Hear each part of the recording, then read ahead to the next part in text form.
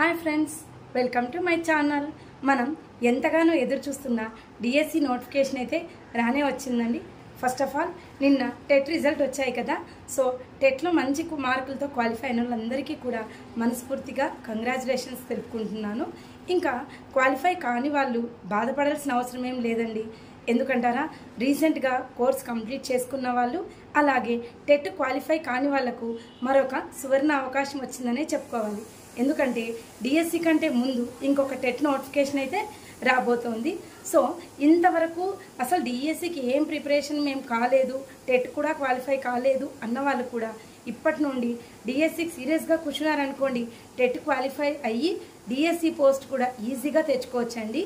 2008 DSC తర్వాత ఇన్ని వేల పోస్టులు, అంటే దాదాపు 16 ఇయర్స్ తర్వాత 16,000 పైచిలుకు పోస్టులతో నోటిఫికేషన్ రావడం మనం ఒక సువర్ణ అవకాశంగా చెప్పుకోవాలి. ఎందుకంటారా, ఇన్ని పోస్టులు ఉన్నప్పుడు మనం ఇంకా బాగా చదివి కంపల్సరీ జాబ్ తెచ్చుకునే అవకాశాలు అయితే మనకి చాలా ఎక్కువగా ఉంటాయి.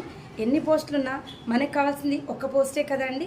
సో ఈ అవకాశాన్ని అందరూ యూజ్ చేసుకొని ఇప్పటి నుండి కష్టపడినా కూడా కంపల్సరీ మీరు గవర్నమెంట్ జాబ్ అయితే డిఎస్సి జాబ్లో తెచ్చుకోవచ్చండి. ఇంకొక విషయం ఏమిటంటే, మనకి జాబ్ అవసరం అన్నప్పుడు ఎంత టైం ఉంది, ఏమి ఉంది అనేది ఏమీ ఆలోచించుకోకుండా కంపల్సరీ మనం సీరియస్గా కూర్చొని అయితే మనం పోస్ట్ తెచ్చుకోవచ్చండి.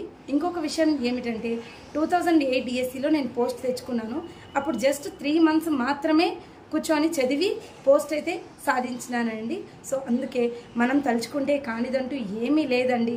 మనకి ఇన్ని పోస్టులు ఉన్నాయి, ఇంత కాంపిటీషన్ ఉంది, ఇన్ని లక్షల అప్లికేషన్లు వచ్చాయి అని కొంతమంది ఫోబియా ఉంటుందండి. సో మనకి ఎన్ని పోస్టులున్నా మనకి మనమే కాంపిటీషన్ అండి. సో పర్ఫెక్ట్ ప్లాన్ వేసుకొని సీరియస్గా చదివినామనుకోండి, మనం సాధించలేనిదంటూ ఏదీ లేదు. సో నెక్స్ట్ అందరూ కూడా కష్టపడి డిఎస్సిలో జాబ్ సాధించాలని అందరికీ ఆల్ ది బెస్ట్ చెప్తున్నాను.